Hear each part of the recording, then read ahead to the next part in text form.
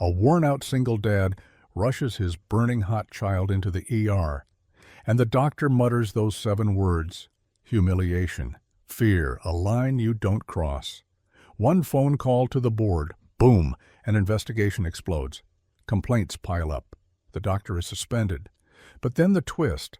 At a soup kitchen, the same doctor is on the serving line. No white coat, no power, just shaking hands and a past she can't outrun. Whispers spread. Some say she was cruel. Others say she quietly paid for medicine and stayed all night to save the forgotten. The single dad's child still trusts her. The community is split, and a bold idea rises. Invite her to help at a free health fair. Is this the end of a cold heart or the start of a second chance? Before we get into the story, comment below where in the world you are watching from today. The kitchen clock ticked past midnight when Michael Hayes finally pushed through his front door. His shoulders ached from 12 hours behind the wheel, navigating city traffic and dealing with rowdy teenagers on the late route. The house sat dark except for the nightlight glowing in the hallway, the one Daniel insisted wasn't for him anymore now that he'd turned 8. "Dad?" A weak voice drifted from Daniel's bedroom. Michael dropped his keys on the counter and headed down the hall. His son lay tangled in Spider-Man sheets, hair plastered to his forehead. Even in the dim light, Michael could see the flush spreading across Daniel's cheeks. "Hey, buddy." Michael sat on the edge of the bed and pressed his palm against Daniel's forehead. Heat radiated through his skin. "You're burning up." "My throat hurts." Daniel's voice came out scratchy. "And my head." Michael's chest tightened. Sarah would have known exactly what to do. She'd had that mother's instinct, that sixth sense about fevers and rashes and which coughs meant trouble. 2 years gone, and he still reached for her side of the bed some mornings. "Let's get you cooled down." Michael hurried to the bathroom and soaked a washcloth in cold water. He grabbed the children's fever reducer from the medicine cabinet, nearly empty. He'd meant to buy more last week. Back in Daniel's room, he placed the cool cloth on his son's forehead. Daniel whimpered at the touch. "I know it's cold, but it'll help." Michael measured out the medicine, coaxing Daniel to swallow. "Think you could eat something? Maybe some soup?" Daniel shook his head weakly. For the next hour, Michael tried everything he could think of. Fresh washcloths, ice water to sip, opening the window to let cool November air drift through the room. Nothing worked. The thermometer kept climbing, 102, 103, creeping toward 104. Daniel started shivering despite the heat pouring off him. His breathing grew shallow and quick. That's when Michael's hands started to shake. This wasn't just a bug from school. Something was wrong. "Come on, buddy. We're going to the hospital." Michael wrapped Daniel in a blanket and lifted him. His son felt too light, too fragile. Michael's work uniform, still stained with grease from fixing a broken door mechanism earlier, would have to do. No time to change. The drive to Mercy General took 8 minutes. Michael knew because he counted every second, glancing between the road and the rearview mirror where Daniel lay curled in the back seat. "Almost there," Michael kept saying, though he wasn't sure if he was reassuring Daniel or himself. The emergency room entrance glowed harsh and white against the night. Michael parked crooked across 2 spaces and gathered Daniel in his arms again. The automatic doors whooshed open, releasing a wave of antiseptic smell mixed with something else, fear maybe, the particular scent of people at their worst moments. The waiting room overflowed with misery. An elderly woman held a blood-soaked towel to her hand. A young man clutched his ribs, wincing with each breath. Babies wailed. The fluorescent lights buzzed overhead, casting everyone in a sickly yellow glow. Michael approached the triage desk where a tired-looking nurse sat behind plexiglass. "My son has a high fever. Over 103. He's getting worse." The nurse glanced up, took in Michael's uniform, the grease stains, the exhaustion etched in his face. She handed him a clipboard. "Fill this out. We'll call you when—" "Please." Michael shifted Daniel in his arms. "He's really sick." Something in his voice must have reached her. The nurse stood, opened the side door. "Follow me." She led them to a small examination room with a gurney and a single chair. Michael laid Daniel down gently, keeping one hand on his shoulder. "The doctor will be right in." But right in stretched to 10 minutes, then 15. Daniel moaned softly, twisting in the thin hospital blanket. Michael paced the narrow space between the gurney and the wall, checking his watch every 30 seconds. Finally, the door opened. A woman in a white coat entered, tablet in hand. Dr. Caroline Whitmore, according to her badge. She moved with sharp efficiency, barely glancing at Michael before focusing on Daniel. "Fever for how long?" Her voice clipped each word short. "Started tonight, maybe earlier. I was at work." Dr. Whitmore's eyes flicked to his uniform, lingering on a particularly dark grease stain near his pocket. Her nose wrinkled slightly. She examined Daniel with quick, practiced movements. Thermometer, stethoscope, penlight in his eyes and throat. Daniel whimpered when she pressed on his stomach. "Viral infection, fluids in rest. The fever will break on its own. But he's so hot. And he can't keep anything down. Mr. Hayes." She glanced at the chart. "I see dozens of cases like this every week. Parents panic over simple fevers. We'll give him something for the temperature, but there's nothing else to do." She turned to leave, already typing notes on her tablet. Then, just as she reached the door, she muttered something, quiet, but not quiet enough. "People like you make me sick." The words hung in the antiseptic air. Michael's whole body went rigid. He must have misheard. But no. Daniel's eyes had gone wide, staring at the doctor's retreating back. The door clicked shut. Michael stood frozen, his hand still on Daniel's shoulder. Humiliation burned through him hotter than his son's fever. People like you, the grease stains, the exhaustion, the single father who couldn't afford a regular pediatrician, who had to bring his sick kid to the ER in the middle of the night. Daniel's small voice broke through his shock. "Dad? What did she mean?" Michael had no answer. The nurse who came in after Doctor Whitmore had gentle hands and tired eyes.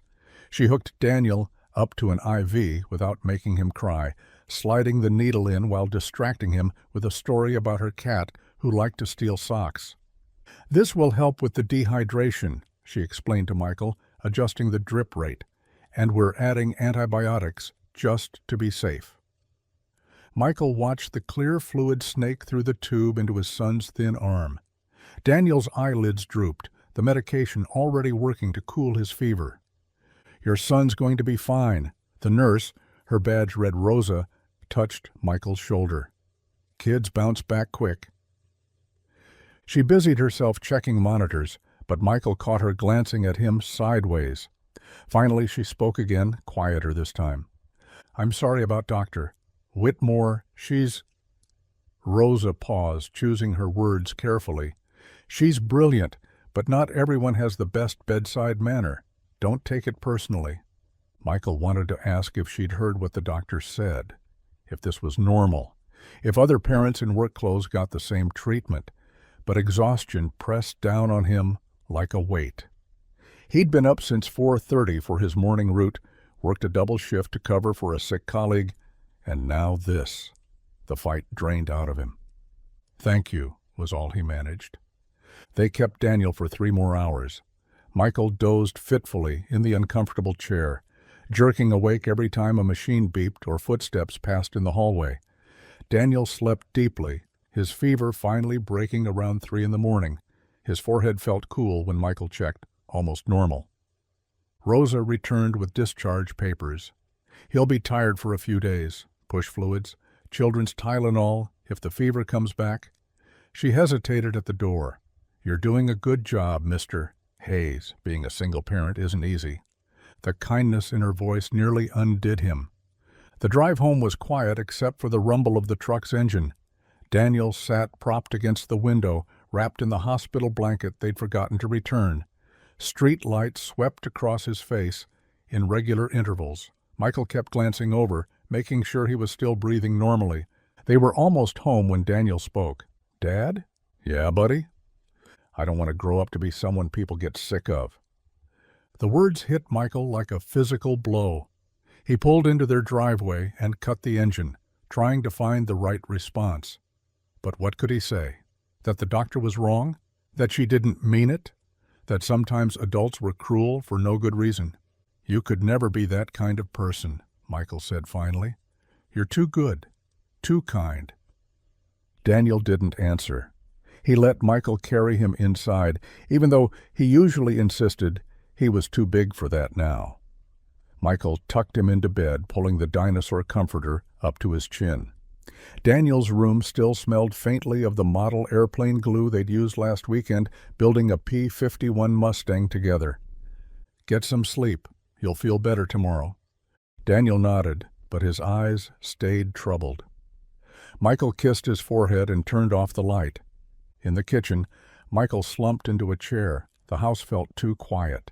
Empty in a way it hadn't before they'd gone to the hospital, like Dr. Whitmore's words had followed them home and settled into the corners. "People like you make me sick."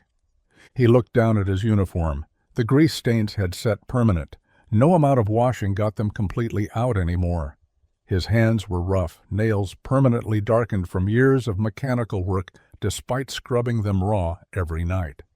He probably did look exactly like what that doctor thought, some working-class nobody who couldn't even keep his kid healthy. But Daniel had heard it. That's what burned them most. His 7-year-old son had heard a doctor, someone you're supposed to trust, supposed to respect, say his father made her sick. Michael's eyes fell on the hospital discharge papers Rosa had given him. At the bottom, barely visible, was a phone number for patient concerns. Next to it, smaller print listed the state medical board's complaint line. He stared at those numbers. Part of him wanted to let it go. They'd probably just say he misheard, that he was overreacting. Maybe doctor. Whitmore was having a bad night. Maybe she didn't mean it the way it sounded. But Daniel's voice kept echoing, "I don't want to grow up to be someone people get sick of." Michael pulled out his phone. The screen glowed harsh in the dark kitchen. His thumb hovered over the keypad. What would he even say? That a doctor hurt his feelings? That she looked at his uniform with disgust? It sounded pathetic even in his head, but there was more to it. The way she'd barely examined Daniel, the dismissive diagnosis, the assumption that he was just another panicky parent wasting her time. If she treated everyone like that, everyone who looked like him, worked like him, how many sick kids weren't getting the care they needed? The clock on the microwave read 4:47 a.m. Dawn was coming. In a few hours, he'd have to get Daniel up, make sure he was well enough to stay with Mrs. Chen next door while Michael went to work. Life would continue, grinding forward the way it always did, unless he did something about it. Michael looked at the number again. His finger moved to the keypad. One digit, then another. The phone rang once before he hung up. He sat in the dark for another minute, gathering courage or talking himself out of it. He wasn't sure which. Then he thought of Daniel's face in the hospital. The confusion. The hurt. Michael picked up the phone again. This time his finger pressed each number deliberately. The line began to ring. The morning sun filtered through Mrs. Green's kitchen curtains as Michael accepted a cup of coffee. Daniel was still sleeping, the antibiotics finally bringing his fever down. Mrs. Green's house always smelled like cinnamon and old books, a combination that reminded Michael of libraries from his childhood. "I made a complaint," Michael said, staring into the dark liquid, "to the medical board." Mrs. Green set down her own cup with a decisive clink. "Good. You think so?" Michael rubbed his jaw. "Feel like I'm making a fuss over nothing." "Nothing?" Mrs. Green's voice carried the same authority it must have held in her classroom for 30 years. "That woman looked at you, at your uniform, your hands, and decided you weren't worth basic respect. How many others has she done that to? Maybe she was just tired." "Stop that." Mrs. Green leaned forward. "I taught kids from every background you can imagine. You know what I learned? The ones who got dismissed, who got told they didn't matter, Those were the ones who stopped trying. Daniel hurt her, didn't he? Michael nodded. Then you did right. Working folks deserve the same care as anyone else. Our voices matter too. She patted his hand. Now go on. You'll be late for your route. The day settled back into routine. Michael drove his morning bus route through downtown, picking up the early commuters, made small talk about the weather, the traffic, the Cardinals' chances this season. After his shift, he'd collect Daniel from school, help with homework, heat up whatever casserole Mrs. Green had left for them. Daniel bounced back quickly, the way kids do. By Thursday, he was building another model plane, this time a B-17 bomber. Michael watched him work, precise and patient with the tiny pieces. Feeling better? Yeah. Daniel didn't look up from the wing he was gluing. Dad, do you think that doctor really meant what she said? Michael considered lying, but Daniel was too smart for that. I think she meant it in that moment. But people say things they shouldn't when they're stressed. You don't say mean things when you're stressed. I try not to. Daniel finally looked up. That's why you're better than her. It was exactly a week later when the phone rang during dinner. Unknown number. Michael almost didn't answer, but something made him pick up. Mr. Hayes? This is Patricia Coleman from the State Medical Board. I'm following up on your complaint regarding Dr. Caroline Whitmore. Michael stepped into the hallway away from Daniel. Yes? I wanted to inform you that we're conducting a formal investigation. Your report has been very helpful, and I need you to know yours isn't the first complaint we've received about Dr. Whitmore. The words hung in the air. There are others? I can't discuss details, but yes, several others actually. Similar concerns about dismissive treatment, particularly toward, Patricia paused, choosing her words carefully, certain demographics. We take patterns like this very seriously. After she hung up, Michael stood in the hallway, unsure how to feel. He'd assumed his complaint would disappear into some bureaucratic filing cabinet. This was real. This was happening. Word traveled fast in their neighborhood. By the next morning, 2 other parents at Daniel's school mentioned they'd heard about a doctor being investigated at the hospital. About time, said Marcus, whose daughter was in Daniel's class. My cousin went there last year with chest pains. They barely looked at him, sent him home saying it was anxiety, had a heart attack 2 days later. Which doctor? Michael asked, though he already knew. Some woman. White lady, blonde, real cold. That evening, Michael was helping Daniel with math homework when Mrs. Green knocked on the door. You need to see this. She practically dragged him to her living room where the local news was on. There was Caroline's photo on the screen. Professional headshot, white coat, confident smile. The anchor's voice filled the room. Respected physician, doctor. Caroline Whitmore is under investigation by the State Medical Board following multiple complaints of discriminatory treatment. Sources say the investigation centers on a pattern of dismissive care toward working class and minority patients. Michael sank onto Mrs. Green's plastic-covered sofa. The photo shifted to footage of the hospital, then to a statement from the hospital administration about their commitment to equitable care. Dr. Whitmore has been placed on administrative leave pending the investigation, the anchor continued. She has been with the hospital for 12 years and was previously honored as Physician of the Year in 2019. The report moved on to other news, but Michael kept staring at the screen. How do you feel? Mrs. Green asked. I don't know. It was honest. Part of him felt vindicated. She'd been held accountable. But seeing her face on television, knowing he'd helped put it there, stirred something uncomfortable in his chest. What if I just ruined someone's life? What if she ruined others first? Mrs. Green countered. That man's cousin who had a heart attack. What if proper treatment could have prevented it? Michael thought about Daniel, about all the other kids who might have been dismissed, their parents made to feel small and worthless.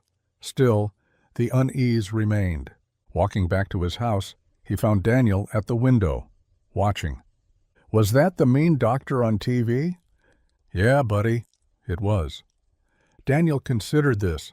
Is she in trouble because of what she said to us? Partly. But it sounds like she said similar things to other people, too. Oh.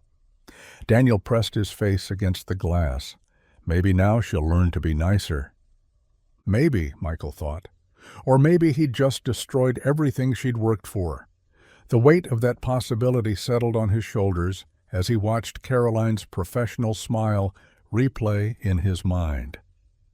Caroline Whitmore arrived at the hospital at 6:47 a.m., 13 minutes earlier than usual. She'd always prided herself on punctuality, on being the first physician on the floor. But today, the usual nods from the security guard felt different. His eyes slid away from hers. The elevator ride stretched longer than normal. 2 nurses stepped in on the 3rd floor, saw her, and immediately stopped talking. One actually took a step back. "Morning," Caroline said, her voice crisp. They mumbled responses and got off at the next floor, though Caroline knew pediatrics was 3 floors up. The hallway to her office buzzed with an energy she couldn't place. Conversations died as she passed. A resident she'd trained last year actually turned and walked the other direction. Her office door was locked, unusual since maintenance always opened it by 6. She fumbled for her keys, aware of eyes on her back. Inside, everything looked normal. Her diplomas lined the wall: Harvard Medical School, Johns Hopkins residency, 12 years of commendations. The brass nameplate on her desk gleamed. She powered up her computer. 17 emails marked urgent. The first subject line made her stomach drop. Mandatory meeting, 11 a.m., Doctor. Peterson's office. Dr. Peterson, the Chief of Staff. The morning crawled by.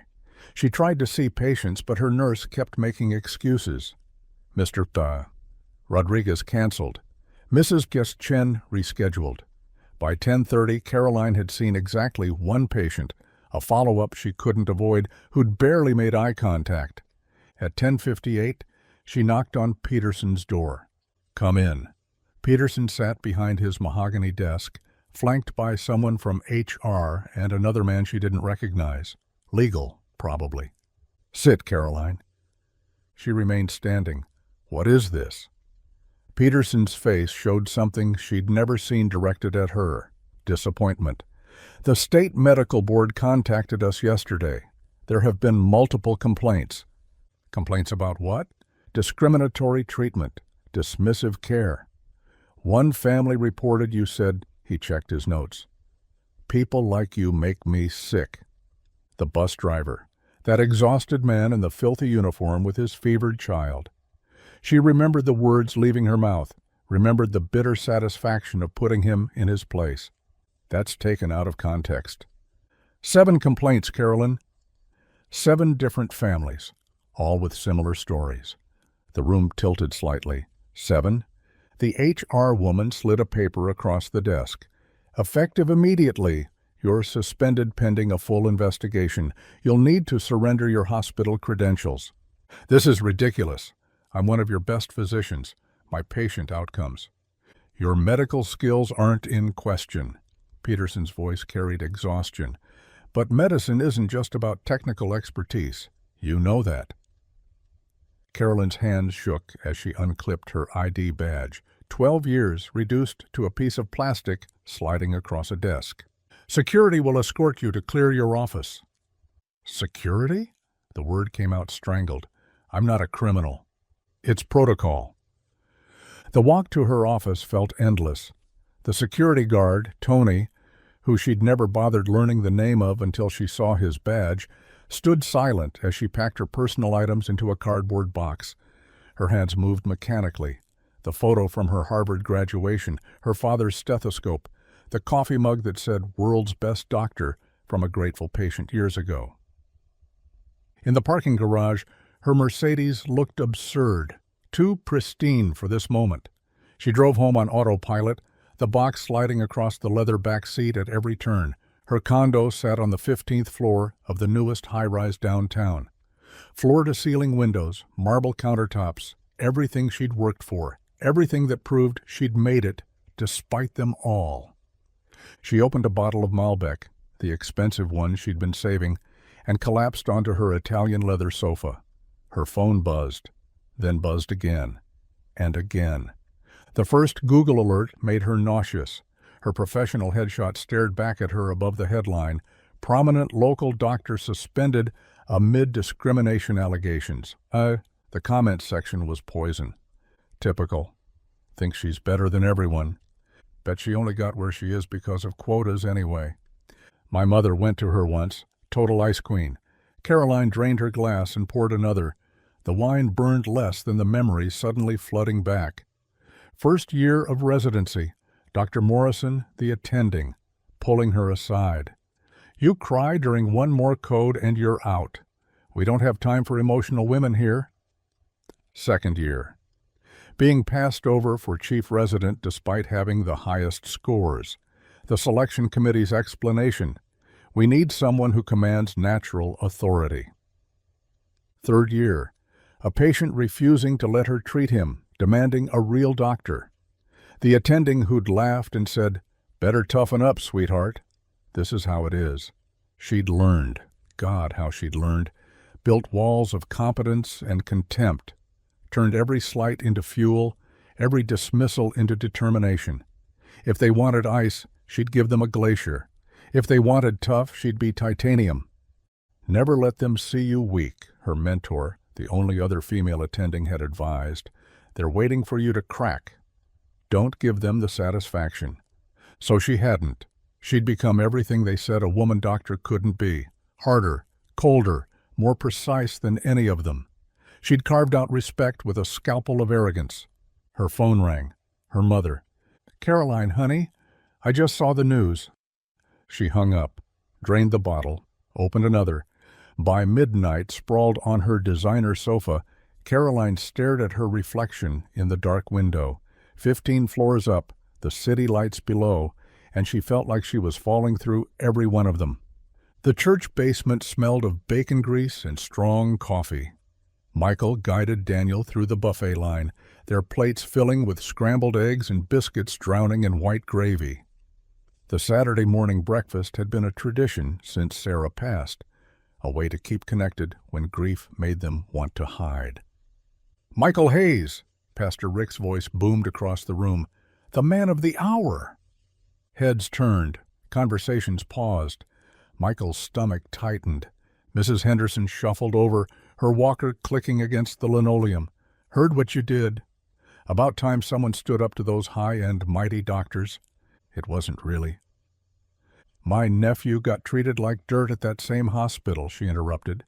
"They look at you like you're nothing if you don't have the right insurance." More people gathered. Jim from the hardware store clapped Michael's shoulder. "Takes guts to make that call. Most folks would have just taken it." Daniel pushed eggs around his plate, shoulders hunched. "You did the right thing," Agnes from the choir added. "That woman needed to learn she can't treat people that way." "Justice served," someone else chimed in. Michael forced a smile, but the eggs tasted like cardboard. Across the table, Daniel hadn't touched his food. The drive home stretched in uncomfortable silence.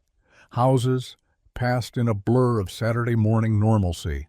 People mowing lawns, kids on bikes, life continuing as if nothing had changed. "Dad?" "Yeah, buddy."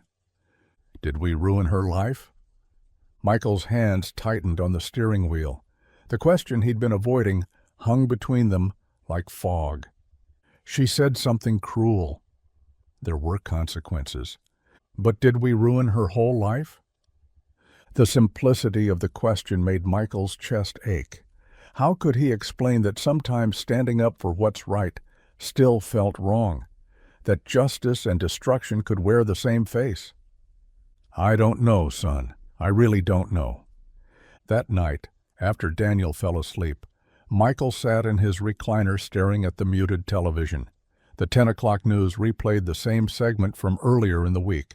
Caroline's professional photo filled the screen, sharp cheekbones, perfect posture, eyes that even in a still image seemed to judge the camera. But then they showed a brief clip of her leaving the hospital, box in her arms, and Michael saw something else. The way her shoulders curved inward, the tremor in her hands, the moment she'd glanced at the camera before ducking into her car, lost, frightened, human. He turned off the TV but couldn't shake the image. In bed, her defeated face followed him into dreams where he stood in an empty courtroom, both prosecutor and defendant, while Daniel kept asking, "Did we do the right thing?" 3 miles across town, Caroline stood behind a serving table at St. Vincent's Soup Kitchen, her designer blouse replaced with a volunteer apron that hung wrong on her frame. The ladle felt foreign in her manicured hands. "Move the line along," Barbara, the kitchen coordinator, barked. A former Army cook who ran the kitchen like a battalion, she'd taken one look at Caroline's court papers and assigned her to serving duty. "These folks don't have all day." Caroline spooned mashed potatoes onto plates, avoiding eye contact with the stream of faces. Some she recognized, patients from the ER who couldn't afford follow-up care. They recognized her, too. Their stares ranged from confused to cold. "Dr. Whitmore?" An elderly man squinted at her. "That really you?" She nodded, heat climbing her neck. "Huh." He moved on without another word. Her hands shook as she reached for the bread rolls. One tumbled to the floor. She bent to retrieve it, and when she stood, found a young mother with 2 children waiting. "The bread, please." Caroline placed 2 rolls on each plate. The woman's youngest, maybe 6, looked up at her with curious eyes. "Are you sad?" the child asked. "Maya, hush," the mother scolded, pulling her children along. But the question echoed. Was she sad, angry, humiliated? All of it tangled together like surgical thread she couldn't untie. Michael's late shift always took him down Franklin Avenue, past the old warehouse district where the city's forgotten gathered. The bus was nearly empty, just him and 2 passengers dozing in back seats. The familiar rhythm of stops and starts, the hum of the engine, usually calmed him. Tonight, nothing helped. St. Vincent's glowed ahead, its windows casting yellow squares onto the sidewalk. Through the glass, he saw the soup kitchen volunteers cleaning up. And there, wiping down tables with mechanical precision, was Caroline. She looked smaller somehow. The woman who'd towered over them in the ER now seemed diminished, moving between tables like she was navigating a foreign country. She paused, straightening her back, and turned toward the window. Their eyes met. Time stretched like pulled taffy. She stood frozen, dish rag in hand. He sat at the red light, hands on the wheel, unable to look away. In her face, he saw what the news cameras had missed, not just defeat, but something raw. A person stripped of everything that defined them, trying to figure out who remained. The light turned green. A car honked behind him. Michael drove on, but glanced in the rearview mirror. She still stood at the window, watching his bus disappear into the night. His hands trembled slightly as he finished his route. This wasn't over. He'd thought making the call would end things, bring closure, maybe even peace. Instead, it felt like lifting a rock and finding more questions underneath. Whatever this was, justice, consequences, karma, it was just beginning. Monday mornings on Route 47 meant factory workers and hospital staff, lunch boxes and thermoses of coffee. Michael knew most of his regulars by sight. The night shift nurse who always sat behind him, the construction crew that boarded at 5th Street, the elderly sisters heading to the senior center. But today, their familiar chatter carried a different tune. "You hear about that doctor? The one who lost her license?" The voice belonged to Rita, a cafeteria worker at Mercy General. She settled into a seat across from her friend. "Dr. Whitmore always acted like her shoes were too clean for our floors." Michael's hands tightened on the wheel. "Serves her right," her friend replied. "My cousin went to the ER last year with chest pains. She barely looked at him before sending him home. Turned out he needed a triple bypass. I heard some bus driver reported her. Finally, someone with the guts to speak up. The construction workers joined in from the back. About time these doctors learned they can't treat working people like garbage." Michael pulled up to the next stop harder than necessary. The bus lurched, conversations pausing briefly before resuming. He wanted to tell them it wasn't that simple, that victory tasted like ash in his mouth. But what would he say? That he'd seen her through a window and she'd looked broken? That Daniel's question haunted him? More passengers boarded. The gossip spread like spilled coffee, staining every conversation. Think she's learned her lesson? People like that never learn. Too much pride. Michael turned up the radio, drowning them out with morning traffic reports, but their words had already burrowed under his skin. Across town, Caroline stood outside St. Vincent's, her hand on the door handle. Through the glass she could see Barbara already barking orders at volunteers. The breakfast shift, 6 to 9, every weekday for the next 3 months. She pushed inside. The smell hit first. Eggs and disinfectant, coffee and unwashed bodies. Her stomach turned, but she swallowed hard and walked to the volunteer station. "You're late," Barbara said without looking up from her clipboard. Caroline checked her watch. "It's 5:58. "Late is late. Apron's on the hook. You're on dishes today." Dishes. Caroline stared at the industrial sink already piled with pots from meal prep. At the hospital, she'd never touched a dirty dish. Cafeteria staff handled that. Her hands had saved lives, performed delicate procedures. Now they'd be elbow-deep in greasy water. She tied the apron and turned on the tap. The water scalded, but she didn't adjust it. The pain felt appropriate somehow. For 2 hours, she scrubbed in silence. Volunteers moved around her like she was furniture. Conversations flowed, but never included her. She fumbled a tray, sending silverware clattering across the floor. No one helped her pick it up. "Excuse me." A soft voice broke through her isolation. Caroline looked up.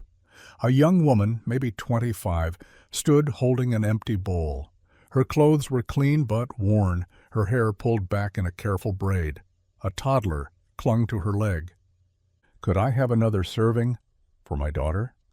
"I'm just doing dishes." "You'll need to ask." "Please." The woman's voice cracked. "They said breakfast is over, but she hasn't eaten since yesterday's lunch." Caroline glanced at Barbara, busy with inventory in the storage room. The serving pan still held food destined for the garbage. She dried her hands and ladled oatmeal into a clean bowl, added a piece of toast. "Here?" The woman's eyes filled. "Thank you. Really, thank you. I know you're that doctor from the news, but thank you for this." Caroline watched them settle at a corner table, the mother breaking the toast into tiny pieces for her daughter. The child ate eagerly, and her mother's relief was visible in the way her shoulders finally relaxed. Something stirred in Caroline's chest. Not pride, she'd lost the right to that, but something warmer, quieter, like a match striking in a dark room. That evening, Michael stood at the stove stirring spaghetti sauce while Daniel worked on homework at the kitchen table. The familiar rhythm usually soothed them both, the bubbling pot, pencil scratching paper, occasional questions about fractions or spelling. "Dad?" Daniel didn't look up from his worksheet. "You're burning the garlic." Michael jerked back to the present, lowering the heat. Black bits floated in the oil. He'd been staring through the window at nothing, his mind 3 miles away at St. Vincent's. "Sorry, buddy." Still good, though. He strained the pasta, his movements automatic. They ate quietly at first. Daniel twirled spaghetti on his fork, making perfect spirals before each bite, a habit from when his mother used to make this same meal. Michael pushed food around his plate. "You okay, Dad?" "Yeah, just tired." Daniel studied him with those sharp 8-year-old eyes that missed nothing. "Is it about her?" "Dr. Whitmore?" Michael set down his fork. "How did you—" "You've been weird since Thursday, and you keep looking at her picture when the news comes on." There was no point lying. Daniel always knew. "I saw her." "At the soup kitchen on Franklin. She's doing community service there." "Oh." Daniel took another bite, chewing thoughtfully. "Do you think she's sorry?" The question hung between them like steam from the pasta pot. Michael wanted to say yes, to give his son the neat ending where people learned their lessons and became better. But he thought of Caroline's face at the window, defeated but not quite broken, humbled, but was there remorse? I don't know. Daniel nodded, accepting this uncertainty with the grace children sometimes showed. Maybe sorry takes time, like when I broke Tommy's truck and didn't say sorry until the next day. Maybe. They finished dinner. Daniel cleared plates while Michael packed tomorrow's lunches. But the question followed them through evening routines, through bedtime stories, into the dark quiet after Daniel fell asleep. Do you think she's sorry?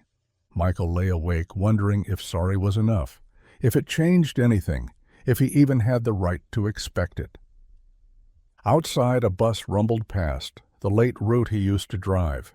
He thought of Caroline, probably in her expensive condo, alone with her shame.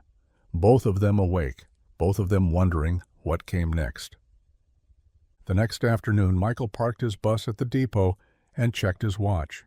20-minute break. He'd told himself he was just grabbing coffee from the deli near Franklin Street. But his feet carried him past the deli, past the barber shop, straight to St. Vincent's Soup Kitchen. He stood across the street, hands in his pockets. Through the window, volunteers moved between tables. Caroline was there, kneeling beside a small boy who'd knocked over his juice. The child, maybe 5, 6 at most, pressed himself against the wall, eyes wide with fear. Caroline reached for paper towels, but the boy flinched. She froze, then slowly sat back on her heels. Her mouth moved. Michael couldn't hear the words, but her face had softened. She set the towels down and simply waited. The boy's mother rushed over, apologizing, grabbing napkins. But Caroline waved her off gently. She pulled something from her pocket, a small packet of crackers, and offered them to the child, not pushing, just holding them out. The boy took them after a long moment. Caroline cleaned the spill herself, moving slowly, keeping her distance. When she stood, she patted the boy's shoulder once, brief and light. Michael turned away. He'd seen enough. 4 hours later, rain hammered the windshield as Michael drove home. His wipers fought a losing battle against the downpour. Daniel was safe at Mrs. Green's, probably eating her famous chocolate chip cookies and working on his science project about butterflies. The road ahead blurred. Michael slowed, squinting through the gray sheets of water. A figure stood beside a silver Mercedes, hood up, wrestling with something, near the rear wheel. He knew that coat. Expensive, navy blue, now soaked through. Caroline. His foot hovered over the gas pedal. He could drive past. Should drive past. Let her sort out her own problems with her fancy car and her dash. She slipped, catching herself against the car. The lug wrench clattered into the flooded gutter. Michael pulled over. He sat for a moment, engine running, watching her fish the wrench from the water. She was doing everything wrong, hadn't loosened the lugs before jacking up the car, had the jack positioned at an angle that would slip any second. He grabbed his umbrella and got out.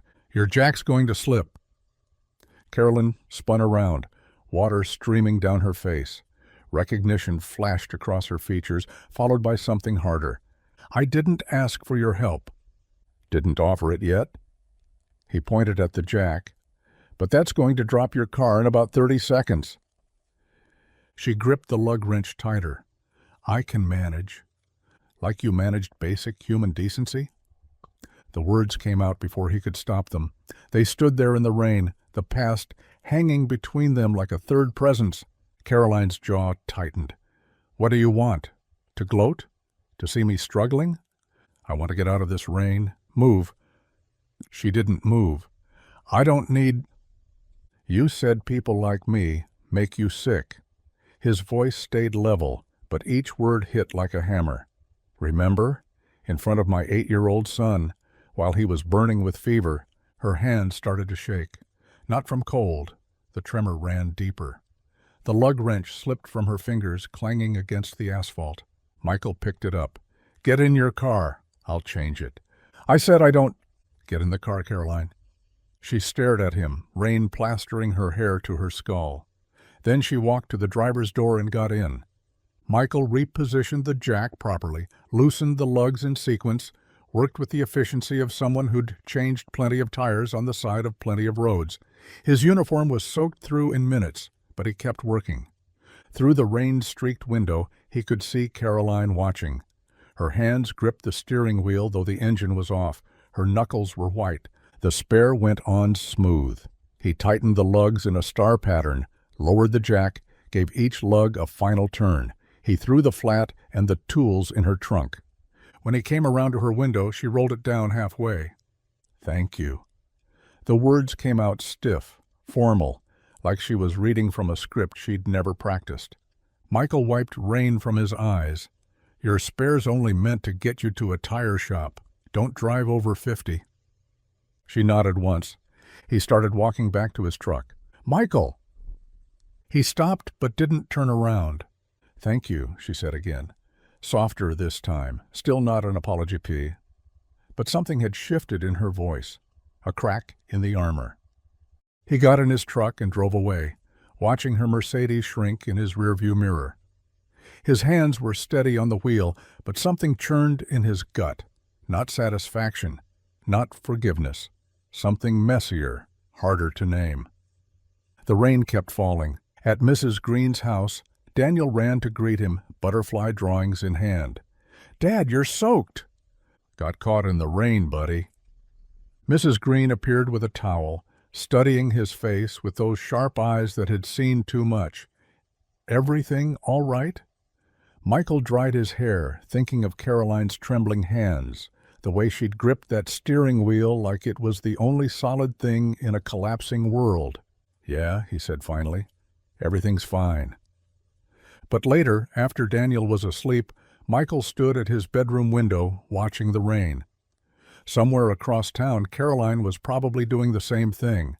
Both of them unsettled. Both of them wondering what it meant, this reluctant collision of their broken worlds. Caroline stood outside the soup kitchen door, plastic grocery bags cutting lines into her palms, 2 loaves of whole wheat bread, a jar of peanut butter, 6 pounds of apples, Honeycrisp, the expensive ones. She'd circled the grocery store 3 times before settling on these items, second-guessing every choice. The door felt heavier than usual. Inside, Marcus, the kitchen coordinator, looked up from his clipboard. His eyebrows climbed toward his hairline. "Dr. Whitmore, you're not scheduled today." "I know." She set the bags on the counter.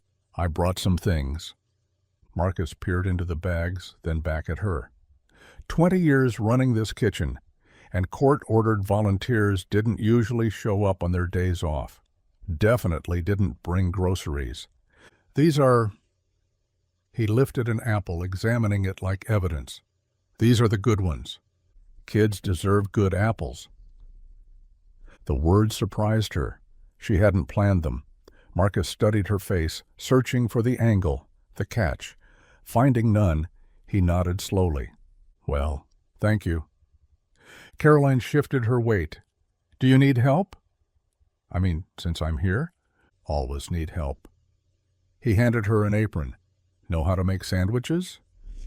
"I can figure it out."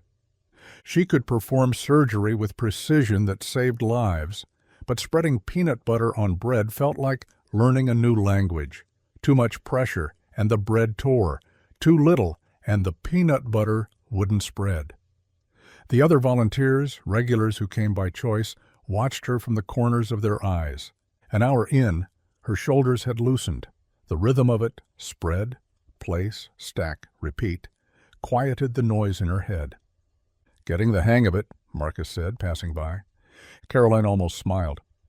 Across town, Michael stared at Daniel's science worksheet like it was written in code. Circuits, conductors, current flow. The little diagram might as well have been a map of Mars. "Dad, it's due tomorrow." Daniel's voice carried that particular 8-year-old panic reserved for forgotten homework. "I know, buddy. We'll figure it out." They had spread the project materials across the kitchen table. Battery pack, tiny bulbs, copper wire, switches. The instruction sheet promised it was simple enough for any parent to help with. Michael wanted to find whoever wrote that and have words. Maybe we could call Mrs. Green? She's at her book club. Michael connected 2 wires. Nothing happened. Okay, let's try. Oh, the bulb remained dark. Daniel's shoulders sagged. Hey, we're not giving up. Get your jacket. We need more batteries. The grocery store hummed with evening shoppers. Michael pushed the cart while Daniel rode on the front, legs swinging. They turned into the battery aisle and nearly collided with another cart. Caroline stood there frozen, a box of crackers in her hand. The moment stretched. Daniel broke it. Hi, Dr. Whitmore. She blinked, focusing on him. Hello, Daniel. How are you feeling? Better. Dad says my fever broke 'cause I'm tough like him. A ghost of something, maybe a smile, crossed her face. Your dad's right. Daniel's legs kept swinging, hitting the cart with rhythmic thumps. Do you know about electricity? Michael started to redirect him, but Caroline had already set down her crackers. What kind of electricity? Circuits. For school. Dad and I can't make the light turn on. She glanced at Michael, a question in her eyes. He shrugged, half permission, half surrender. Caroline knelt beside the cart, eye level with Daniel. What have you tried? Daniel explained their attempts, hands gesturing wildly. Caroline listened with the same focus she'd once reserved for reviewing patient charts. Here's the thing about circuits, she said. Electricity's like water. It needs a complete path to flow. If there's a break anywhere, like a dam in a river, it stops. So our river has a dam? Exactly. When you get home, check where your wires connect to the battery. Sometimes they look connected, but aren't quite touching. And she pulled out her phone, sketched a quick diagram with her finger. Try putting the switch here, between the battery and the bulb. Not after the bulb. Daniel's eyes went wide. That's different from the picture. Sometimes the pictures are wrong. She stood, brushed off her knees. Electricity doesn't care about pictures. It only cares about complete paths. Cool. Michael found himself speaking. Thank you. Caroline met his eyes briefly. It's basic physics. But it wasn't, and they both knew it. It was her, kneeling on a grocery store floor, explaining science to the son of the man who'd cost her everything.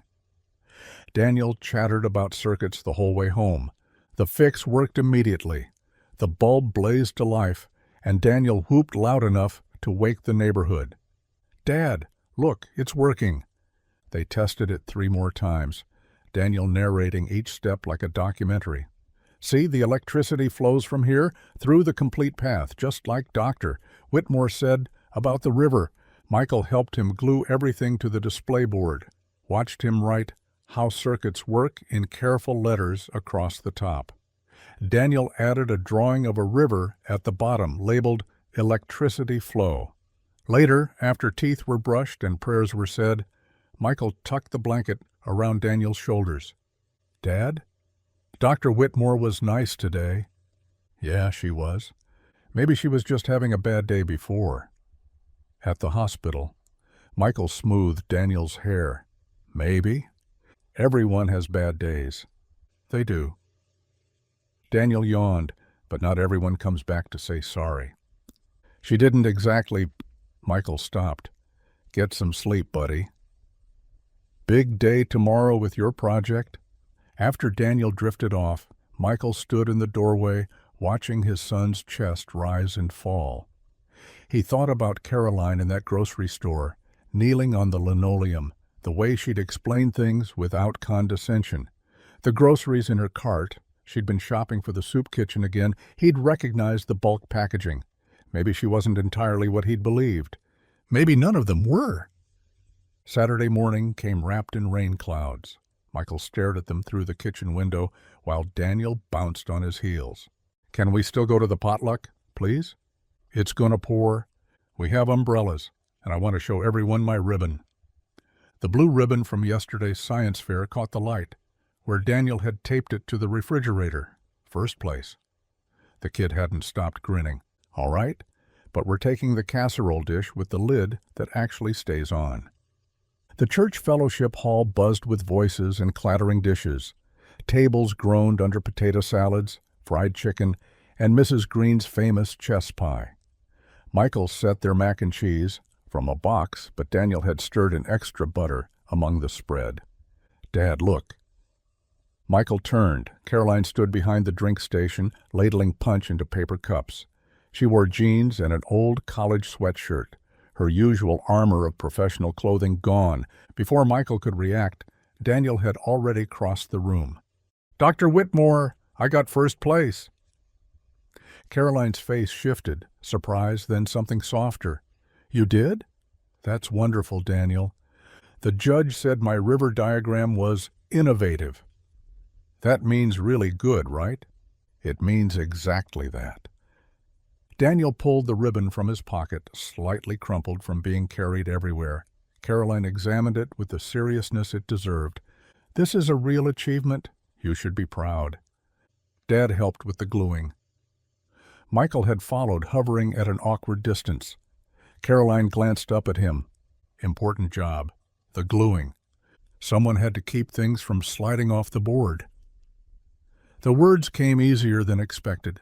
Pastor Williams appeared, clapping Michael's shoulder. "Good to see you both. Caroline's been helping us all morning, set up every single table." Caroline focused intently on refilling the punch bowl. "She's doing her community service here now," Pastor Williams continued, missing or ignoring the tension. "Best volunteer we've had in years." Thunder rumbled outside. Within minutes, rain hammered the roof. The potluck continued despite the storm. Daniel ran off with other kids, leaving Michael nursing coffee at a corner table. He watched Caroline serve drinks, patient even when old Mr. Henderson complained the lemonade was too sweet, then too sour, then just right, but in the wrong cup. She moved differently here. Still precise, but without the sharp edges. Strange, isn't it? Mrs. Green settled beside him. "Seeing people outside their usual boxes." "What do you mean?" "Just that everyone's got more than one side." She patted his hand and wandered off to gossip with the quilting circle. When the rain finally stopped, people began packing up. Michael found Caroline washing punch bowls in the kitchen. "Need a ride?" She kept scrubbing. "The bus runs till 8. "Not in this weather." Saturday schedule. Her hand stilled. Outside, Pastor Williams called something about checking the parking lot drains. "I don't want to impose." "It's a ride, not a kidney." That almost got a smile. Almost.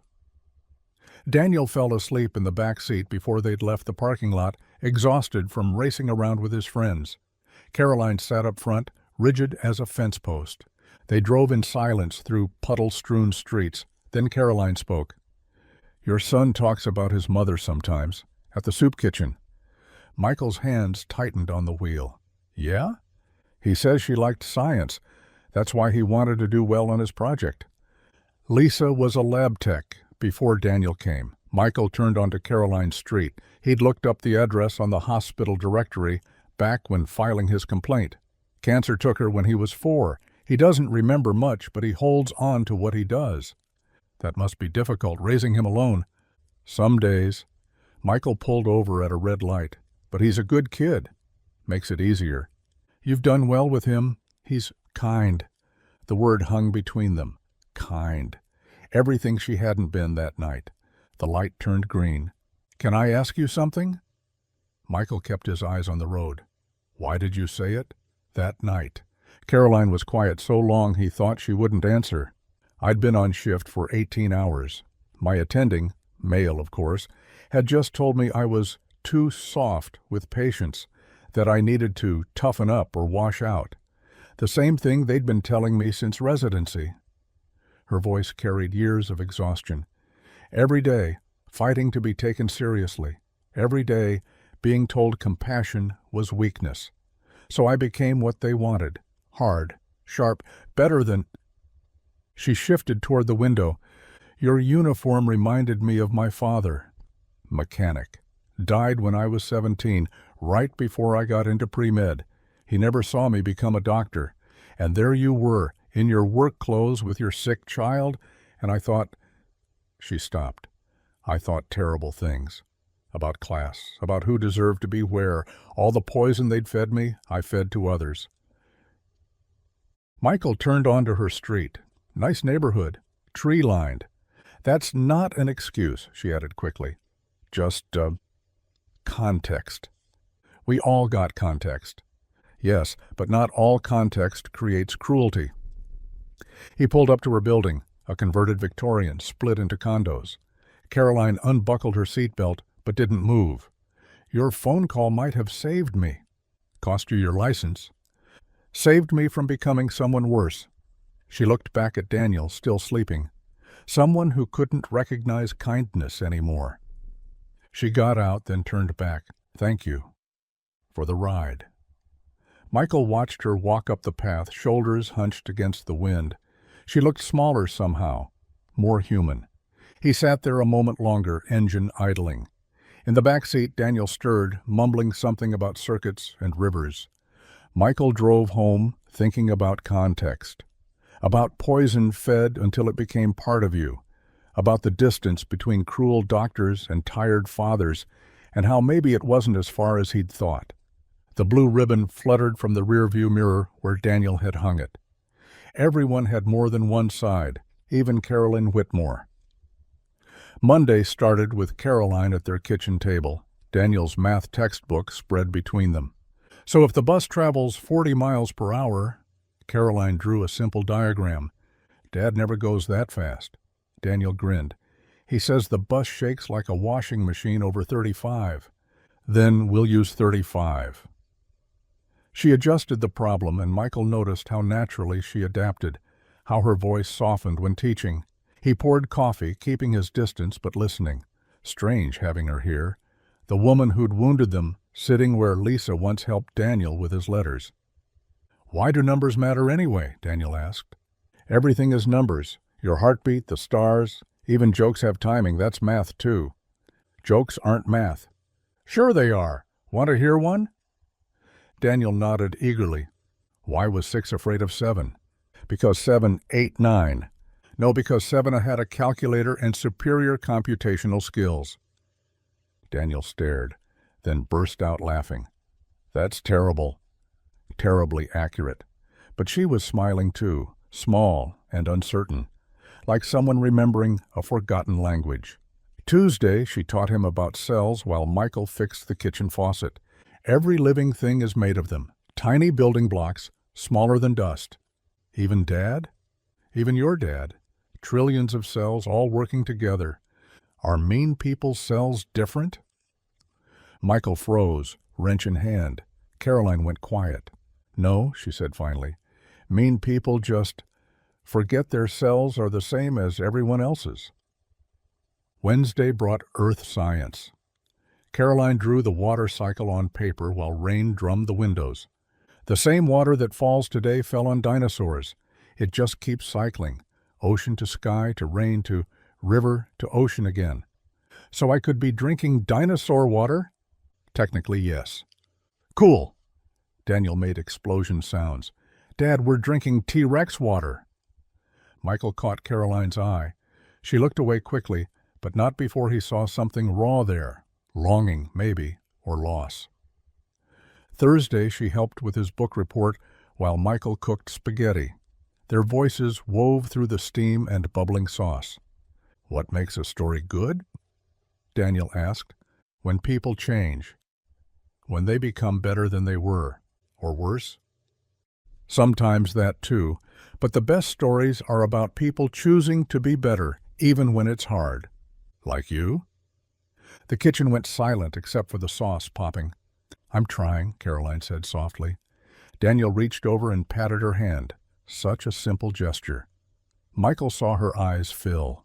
Friday afternoon, everything unraveled. Caroline arrived later than usual, face pale and drawn.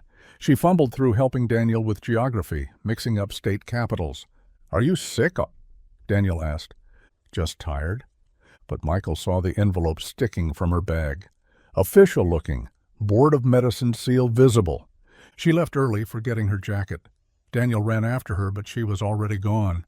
The envelope had fallen out, face up on the porch. Should we read it? Daniel asked. No, that's private. But 3 words were visible through the rain-spotted paper. Permanent license revocation. Michael's stomach dropped. That night, Daniel was restless. Why was Miss Caroline sad? Sometimes adults have complicated problems. Is it our fault? Nobody. No he. But after Daniel finally slept, Michael couldn't shake the weight in his chest. He grabbed his keys. The church was dark, except for the security light by the entrance. But there, on the front steps, a figure hunched in the shadows.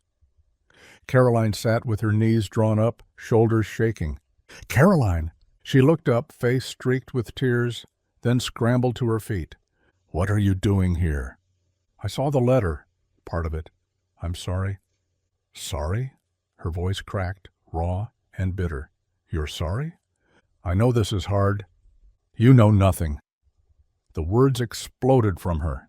You have no idea what you've taken.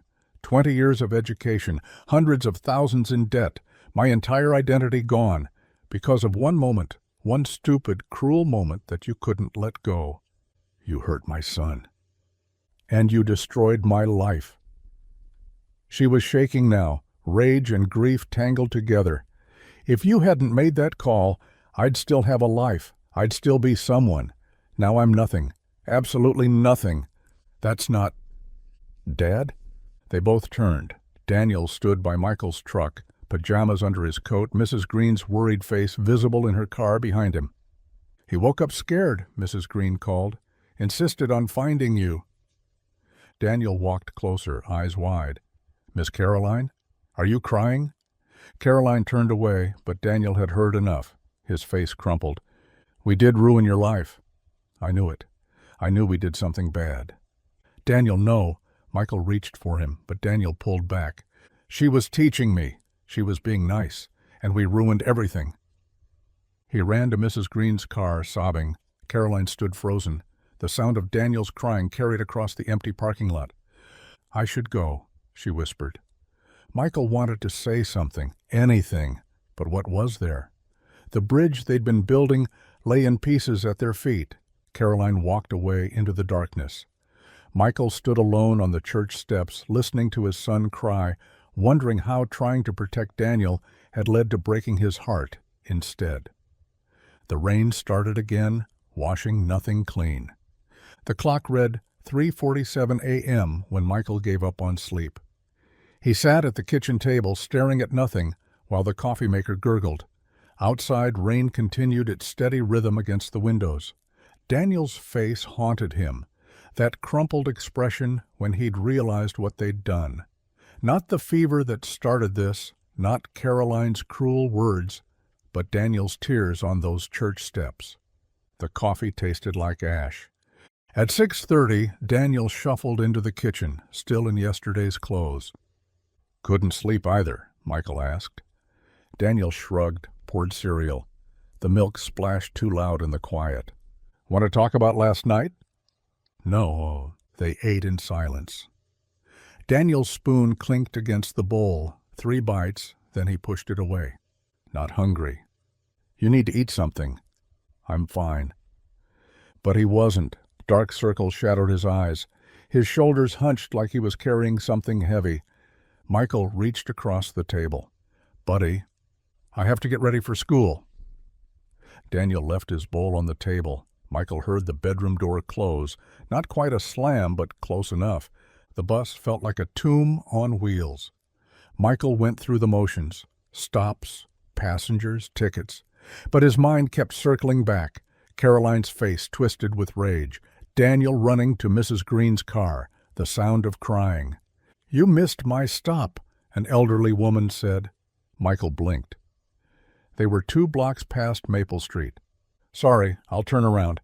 But he couldn't turn around what mattered. At a red light, he caught his reflection in the rearview mirror. When had he gotten so old? Lines carved deep around his eyes, gray threading through his hair. He looked like his father had at 50, worn down by life's weight. A horn honked. Green light. He drove on. Caroline sat on her bathroom floor back against the tub, reading the letter for the 100th time. After careful review, Permanent revocation. Effective immediately. No further appeals. Ept. The paper had gone soft from handling, creased where she'd crumpled it, smoothed it out, crumpled it again. 20 years, 4 years of undergraduate, 4 years of medical school, 3 years of residency, years of continuing education, conferences, journals, read late into the night. Gone. She stood, legs stiff, and walked to the living room. Her diplomas hung on the wall, Princeton, Johns Hopkins, framed certificates, awards, all meaningless now. The wine bottle from last week sat empty on the coffee table. She should eat something, should shower, should do anything except sit here drowning in should-haves. Her phone buzzed. The soup kitchen coordinator. She let it ring. Evening painted the sky purple-gray. Caroline sat in her car outside the soup kitchen, engine running, heat on full blast against the rain. Through the windows, she could see volunteers serving dinner. The homeless woman she'd helped last week. The coordinator checking his phone, probably wondering where she was. She should go in, complete her hours, pretend everything was fine. Instead, she sat, watched, the windshield fogged from her breath. A city bus rumbled past, Michael's route. She glimpsed his profile through the driver's window, jaw set, eyes forward. The bus slowed, like he might stop. Their eyes met through rain and glass. He drove on. Caroline pressed her forehead against the steering wheel. Even he'd given up on her now. Maybe that was for the best. Clean brakes healed faster than ragged tears. Her phone rang again. She turned it off. "Dad, are we not her friends anymore?" Daniel stood in the doorway, backpack still on, homework forgotten on the kitchen table. Michael set down the dish he was drying. It's complicated. Adults always say that when they don't want to answer. True, Michael had hated that phrase as a kid. Now here he was, hiding behind it. Sometimes people hurt each other without meaning to. But we did mean to. You called the board. You wanted her to get in trouble. I wanted her to learn that words matter, that treating people badly has consequences. And now she has no job and no friends, and it's our fault. Michael knelt down eye level with his son. What she said to us was wrong. But what we did was worse. Daniel's voice cracked. She was starting to be nice. She helped with my homework. She laughed at my jokes. And we took everything away. Daniel, I don't want to talk anymore. His bedroom door closed with soft finality. 2 mirrors, 2 homes, 2 people staring at their reflections. Michael shaved for tomorrow's route, each stroke mechanical. In her condo, Caroline brushed her teeth, spit, rinsed. Simple actions that meant nothing and everything. The choice to continue when continuing felt impossible. Both kitchens held untouched dinners. Michael's leftover meatloaf, Caroline's unopened takeout. Food had lost its comfort. Both living rooms flickered with unwatched television. Laugh tracks to empty spaces. News anchors discussing other people's tragedies. Both phones stayed silent. Who was there to call? The rain kept falling, connecting their separate sorrows with its steady beat. Same storm, different windows, same loneliness, different rooms. Michael turned off lights he'd never turned on. Caroline pulled curtains already closed tighter. In his room, Daniel lay awake counting raindrops on his window, wondering if Miss Caroline was counting them too, wondering if broken things could ever be fixed, or if some mistakes just kept spreading like ripples in puddle after puddle after puddle. The night deepened. 3 hearts in 3 places beating out of rhythm, waiting for a morning that promised nothing but more of the same. 3 days passed in careful silence. Michael and Daniel moved around each other like magnets with matching poles, close but never touching. Wednesday evening arrived with its familiar rhythm, dinner dishes cleared, Daniel in his good shirt, the walk to church under streetlights just flickering on. The fellowship hall buzzed with conversation.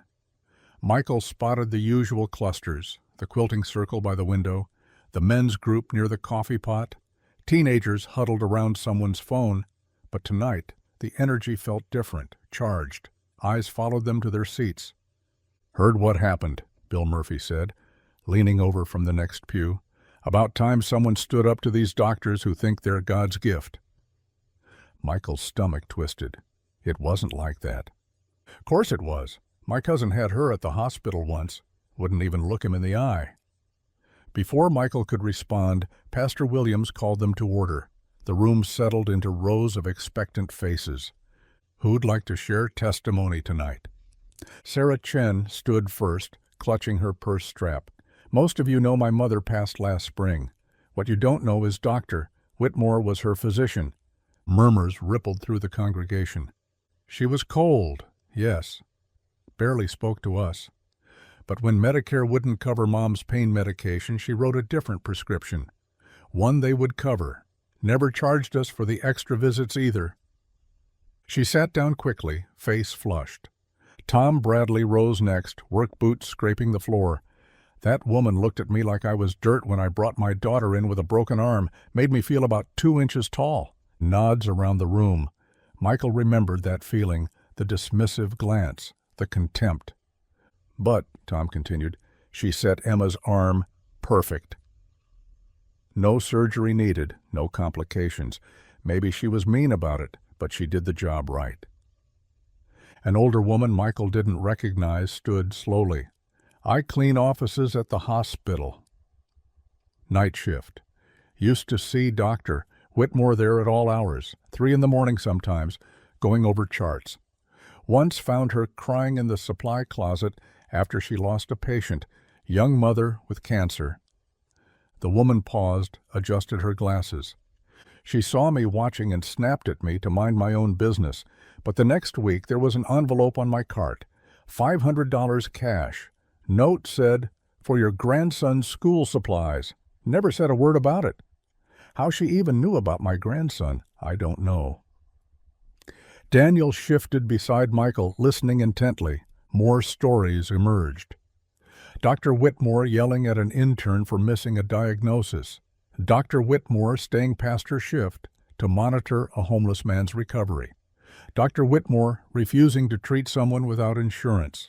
Dr. Whitmore secretly paying for that same person's antibiotics at the pharmacy. Each testimony painted another stroke, neither devil nor angel, but something more complex, more human. "She saved my baby," a young mother said quietly. "Detected a heart murmur other doctors missed. But she also made me feel like a terrible mother for not noticing he was struggling to breathe at night." Pastor Williams let the silence settle before speaking. "Grace isn't just for the gentle. Sometimes the hardest hearts need it most." Michael felt Daniel's small hand slip into his. Across town, Caroline stared at a medical journal she couldn't focus on. The words blurred together, symptoms, treatments, outcomes that no longer concerned her. A knock interrupted the silence. She ignored it. The soup kitchen coordinator had already called twice. Her landlord wasn't due until Friday. Anyone else could leave her alone. The knocking continued, steady, patient. Caroline dragged herself to the door, not bothering to check her appearance. Through the peephole, she saw gray hair, dark skin, kind eyes behind wire-rimmed glasses. Mrs. Green. "I know you're there, child. These old bones didn't climb 3 flights for nothing." Caroline opened the door a crack. "What do you want?" "To give you this." Mrs. Green held up a covered pot. "And to tell you something you need to hear. You don't want visitors. You don't want help. You don't want anything except to sit in there feeling sorry for yourself." Mrs. Green pushed past her into the apartment. "Well, too bad." The older woman moved to the kitchen like she owned it, setting the pot on the stove. "Chicken soup." "Made it this morning." "Why?" "Because you can't heal if you keep hiding." The blunt words hit like cold water. "You don't know anything about me. I know you're hurting. I know you've lost something that defined you. I know you're angry at Michael, at yourself, at God probably." Mrs. Green found bowls in the cabinet, ladled soup with practiced ease. "I also know that boy of his hasn't smiled in 3 days. Know Michael looks like he's aged 5 years. Know you've all got wounds that won't heal apart. They're better without me." That's pride talking. Caroline's defenses crumbled. I don't have pride anymore. I don't have anything. You have a choice. Same one we all get. Stay bitter or get better. The tears came then, sudden and unstoppable. Months of held-back grief pouring out while Mrs. Green's arms wrapped around her, solid and warm. There now, the older woman murmured. Let it out. Can't plant new seeds until you clear the dead growth? Caroline sobbed into her shoulder. For her career, her reputation, the walls she'd built so high, she'd forgotten what lay beyond them. The church board meeting ran late that Tuesday evening. Michael sat at the back, watching rain streak the windows while committee members debated the annual budget. His mind wandered to Caroline's face when Mrs. Green had visited her. Broken, lost, nothing like the cold physician who'd sneered at his uniform. Any new business? Pastor Williams asked. Michael's hand rose before he could second-guess himself. I've been thinking about our community outreach. He stood, aware of eyes turning toward him. What if we hosted a health fair? Free blood pressure checks, nutrition information, basic wellness screenings for folks who can't afford regular checkups. Martha Phillips adjusted her glasses. That's ambitious, Michael. We'd need medical professionals. We have nurses in the congregation, physical therapists, even a nutritionist. But no doctor, Tom Bradley pointed out. Can't have a proper health fair without medical oversight. Michael's throat tightened. The next words felt like jumping off a cliff. We could ask Dr. Whitmore. Silence dropped like a stone into water. The doctor who... Someone started. Who lost her license because of what she said to you? Martha finished. Yes. Whispers bloomed across the room. Some faces showed disgust, others confusion. A few looked thoughtful. Michael, Pastor Williams said carefully, that's quite a suggestion. She's been doing community service. She knows medicine better than anyone, and maybe... Michael searched for the right words. Maybe this is what grace looks like. Second chances. She humiliated you, your boy. She did, and she's paid for it. Tom Bradley crossed his arms. Some folks won't come if she's involved. Some folks won't come if we only help people we think deserve it, Michael countered. The debate swirled for 20 minutes. Concerns about reputation, liability, the message it would send. But also tentative support. Hadn't Christ eaten with tax collectors? Weren't they called to forgive? Finally, Pastor Williams called for a vote. All in favor of extending an invitation, just an invitation, to Dr. Whitmore. Hands rose slowly. Michael counted. 7 for, 5 against, 3 abstaining. Motion carries, the pastor announced. Michael, since this was your idea... He nodded. He'd known it would fall to him. Daniel kicked puddles on the walk home from school 3 days later, his backpack bouncing with each splash. Dad, are we really going to ask her? Michael had explained the health fair idea that morning. Daniel's reaction had been surprisingly mature. No anger, just quiet consideration. Tonight, what if she says no? Then she says no. They stopped at Mrs. Green's house first. She handed Michael a foil-covered plate. Brownies, she said. Nobody can be cruel to someone bringing brownies. The walk to Caroline's apartment building felt longer than the actual blocks. Michael's stomach churned. Daniel clutched his hand tighter than usual. They climbed the stairs. No elevator in the old building. At her door, Michael hesitated. The last time they'd spoken, she'd blamed him for everything. The hurt in Daniel's eyes that night still haunted him. You knock, Dad. 3 raps, firm but not aggressive. Footsteps approached, then stopped. Michael imagined her looking through the peephole, deciding whether to answer. The lock clicked. Caroline opened the door just wide enough to show her face. Dark circles shadowed her eyes. Her usually perfect hair hung limp. Michael, not a greeting, just acknowledgement. Caroline, may we come in?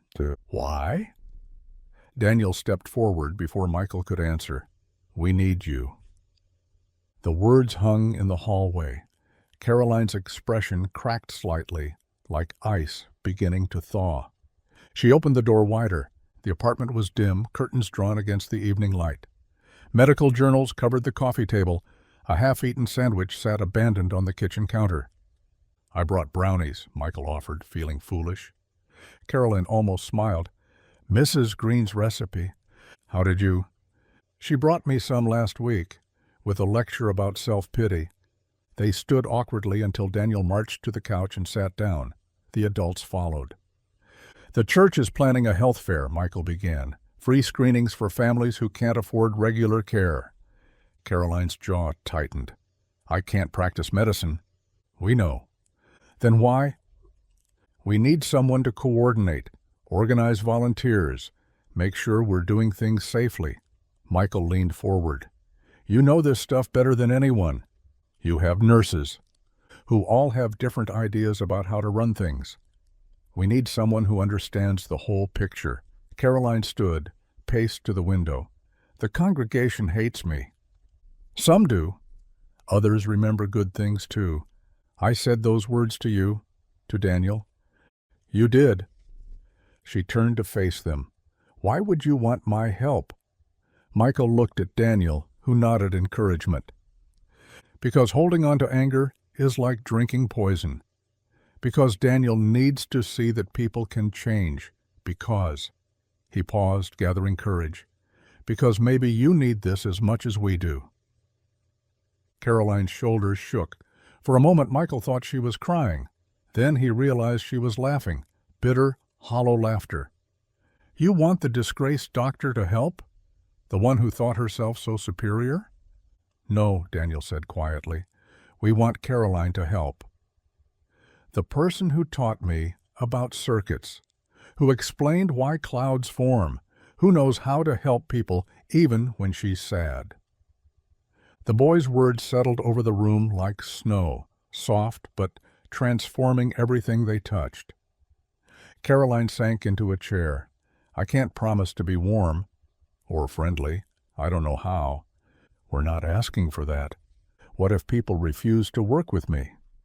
Then we'll handle it." She studied them. The bus driver she'd dismissed, the child she'd hurt, both offering something she didn't deserve. "Not as a doctor," she finally said. "I can't be introduced that way. Not anymore. As yourself, Carolyn Whitmore, Health Fair Coordinator." Just Caroline. She met Michael's eyes. "If I do this, if it doesn't fix what I said—" "No. But maybe it's a start." The morning sun painted the church parking lot gold, warming the white canvas tents that had sprouted overnight like mushrooms. Caroline arrived early, before the volunteers, carrying a cardboard box of pamphlets she'd printed with her own money. The parking lot stretched before her, transformed. Folding tables lined the perimeter, each draped with checkered cloths. Hand-painted signs marked stations: blood pressure, healthy eating, children's corner. The smell of fresh coffee drifted from the church kitchen. Her hands trembled as she set down the box. "You came," Michael's voice behind her. She didn't turn. "Said I would." "Wasn't sure. After last night's setup, when Mrs. Johnson made that comment about having a wolf guard the sheep." Caroline's laugh held no humor. She wasn't wrong. Michael moved beside her, surveying the empty space that would soon fill with families. "Pastor wants to introduce you at 10, just as Caroline, volunteer speaker. That's still okay?" Her stomach clenched. 5 minutes. That's all I prepared. Take 20 if you need." "Michael, what if—" "Stop." His tone was gentle but firm. "You're here. That's what matters." By 9:30, cars filled the lot. Families emerged, parents carrying toddlers, elderly couples walking slowly, teenagers dragged by determined mothers. Caroline recognized some faces from the hospital, patients she'd treated with clinical detachment. Her chest tightened. She helped where she could, arranging chairs, pointing people to registration. Each interaction felt like walking on glass. Daniel appeared at her elbow, bouncing with excitement. "Mrs. Green brought cookies, and Tommy's here from school. Can I show him the science booth?" There's a science booth? You're doing it! Dad set up the microscopes from the church basement. Before she could protest, Daniel grabbed her hand, pulling her toward a table where Michael was adjusting ancient microscopes. Found these in storage, he explained. Figured you could show the kids something educational. 3 microscopes, slides, a pitcher of pond water. Simple tools that made her throat close with memory. Her first microscope at 8, the wonder of invisible worlds made visible. I don't... 10 o'clock, Michael reminded her. Speech first. The pastor's voice boomed through a crackling speaker. Friends, neighbors, welcome to our first community health fair. The crowd gathered, forming a loose semicircle. Caroline counted faces, 40, maybe 50 people. Her prepared words evaporated. We have a special volunteer today, the pastor continued, someone who's offered to share her knowledge about healthy living. Please welcome Caroline Whitmore. Scattered, hesitant applause. Carolyn walked to the makeshift platform, just a wooden crate, and faced the crowd. Familiar faces stared back. Mrs. Johnson, arms crossed. The grocery clerk she'd been rude to, parents she'd dismissed. Her mouth went dry. The microphone squealed. She stepped back, started again. I'm not here as a doctor. Silence stretched. A baby cried somewhere in the back. 6 months ago, I said something cruel to a parent worried about his sick child. Some of you heard about it, maybe all of you. She found Michael in the crowd, standing with Daniel. I told him that people like him made me sick. Murmurs rippled through the crowd. I meant it when I said it. That's the ugly truth. I'd spent so many years building walls, convincing myself I was better, smarter, more valuable than the people I served. Pride was my armor. Cruelty was my weapon. Mrs. Johnson's expression softened slightly. I lost my license.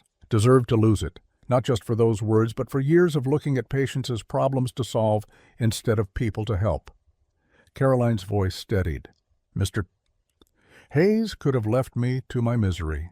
Instead, he invited me here. His son, who heard those terrible words, called me his friend. She saw Daniel beam, pressing closer to his father. I can't undo my arrogance. Can't take back the hurt I caused, but I can tell you what I've learned. She paused, scanning faces. Bitterness is a poison we drink hoping others will suffer. Pride is a prison we build stone by stone until we can't remember what freedom feels like. The crowd had gone still, even the babies quiet. Health isn't just blood pressure and cholesterol. It's not just eating vegetables and exercising. Real health starts here. She touched her chest, with letting go of what hardens us, with choosing connection over isolation. An elderly woman near the front nodded, wiping her eyes. I'm not qualified to give you medical advice anymore, but I can share what I know about taking care of yourselves and your families, about warning signs to watch for, about when to seek help. Caroline's voice grew stronger. And I can tell you that the person taking your blood pressure today, checking your child's hearing, they're not better than you. They're not above you. They're beside you. The applause started slowly. Mrs. Johnson uncrossed her arms and clapped. Others joined, the sound growing until it filled the parking lot. Not polite acknowledgement, but genuine warmth. Caroline stepped down quickly, overwhelmed. Daniel broke free from Michael and hugged her waist. You did good, he whispered. The phone rang Tuesday morning while Caroline sorted through donation boxes at the soup kitchen. She almost didn't answer. Unknown numbers usually meant collection agencies these days. Miss Whitmore, this is Dean Patricia Rodriguez from Riverside Nursing College. Caroline's hand stilled on a stack of canned goods.